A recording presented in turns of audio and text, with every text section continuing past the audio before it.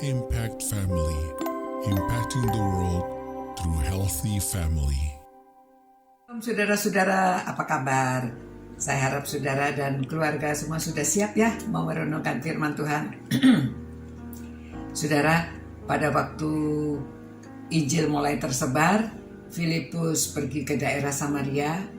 Banyak orang yang sudah mengaku percaya. Nah, pada suatu hari dalam perjalanannya itu dia bertemu dengan seorang sida-sida yang berasal dari Ethiopia. Dia adalah seorang perbendaharaan Sri Kandake, ya, kepala perbendaharaan.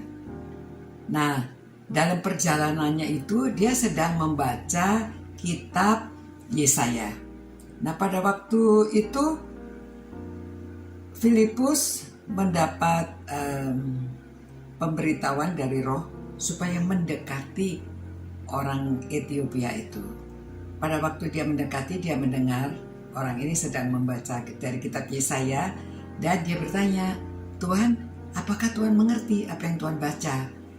Wah, orang ini berkata, bagaimana saya bisa mengerti? Tidak ada yang membimbing. Lalu dia minta Filipus untuk bersama-sama naik dalam kendaraannya. Lalu Filipus berbincang-bincang. Dan pada waktu itu dia membaca dari kitab Yesaya yang isinya demikian, ya. Seperti seekor domba ia dibawa ke pembantaian, dan seperti anak domba yang keluh di depan orang yang menggunting bulunya, demikianlah ia tidak membuka mulutnya. Dalam kehinaannya berlangsunglah hukumannya. Siapa yang akan menceritakan asal-usulnya? Sebab nyawanya diambil dari bumi. Maka kata sida-sida itu kepada Filipus, "Aku bertanya kepadamu, tentang dirinya sendiri atau tentang orang lain yang dibicarakan ini ya?" Lalu inilah kesempatannya Filipus menjelaskan tentang Injil kepada orang itu. Siapakah yang tadi disebutkan bahwa dia seperti seekor domba yang dibawa ke pembantaian. Lalu dia menjelaskan tentang Injil, tentang Tuhan Yesus, bagaimana ia menderita, bagaimana dia dihakimi di depan Pilatus, dan semuanya itu dijelaskan. Tetapi Tuhan Yesus tidak menjawab, diam saja. Kemudian sampai dia disalibkan, tapi dia sudah dikuburkan, mati, dikuburkan, lalu bangkit kembali, dan kemudian dia sudah kembali ke surga. Jadi Injil itu disampaikan, cerita mengenai penebusan dijelaskan.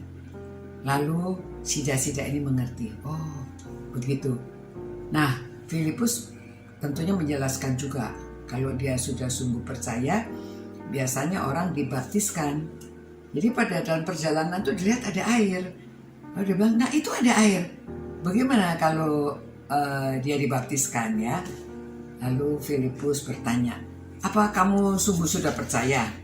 Dan sida-sida itu mengatakan ya, Filipus berkata, jika Tuhan percaya dengan segenap hati, boleh.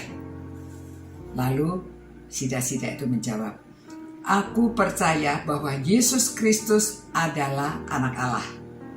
Nah, oleh sebab itu mereka berhenti, lalu turun ke air, sida-sida ini dibaptiskan. Saudara, luar biasa ya. Jikalau Tuhan berkehendak, di tengah jalan bertemu dengan seorang yang dapat menjelaskan firman-Nya. Jadi saudara, di sini kita renungkan, oh ternyata kita itu harus membaca firman Tuhan. Dari firman Tuhan itu kita bisa mengerti. Jadi pada waktu sida-sida ini dia pulang ibadah itu ya, jadi pada waktu dia membaca, dia ingin tahu, jadi Tuhan memimpin, bertemulah dia dengan Filipus, kemudian dijelaskan.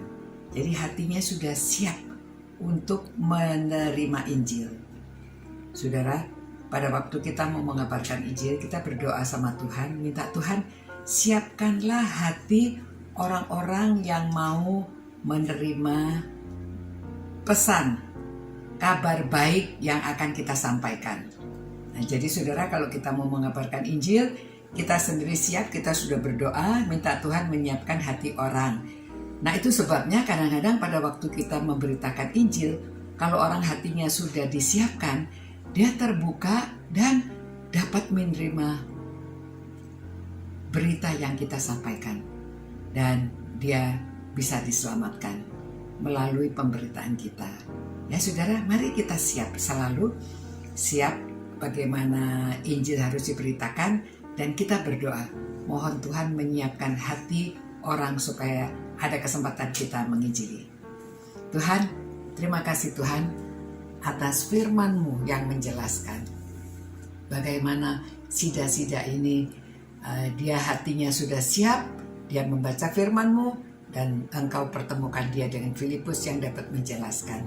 Tuhan, berilah kami orang-orang yang sudah terbuka hatinya supaya kami dapat memberitakan Injil, dan Tuhan yang bekerja, Tuhan Roh Kudus yang menyiapkan hatinya untuk menerima firman-Mu. Kami rindu ya Tuhan, supaya ada orang-orang yang menerima dan dapat diselamatkan. Terima kasih Tuhan, karena kami berdoa dan mohon Engkau menyertai orang-orang yang merenungkan firman-Mu ini.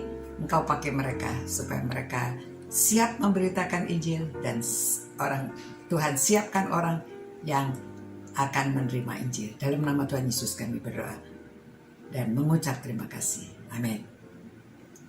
Selamat malam saudara-saudara. Saya harap saudara siap ya untuk memberitakan kabar baik kepada orang lain, dan saudara dipakai Tuhan untuk memenangkan jiwa. Selamat malam, selamat beristirahat. Tuhan beserta dengan kita. Ciao. Impact Family, impacting the world through healthy family.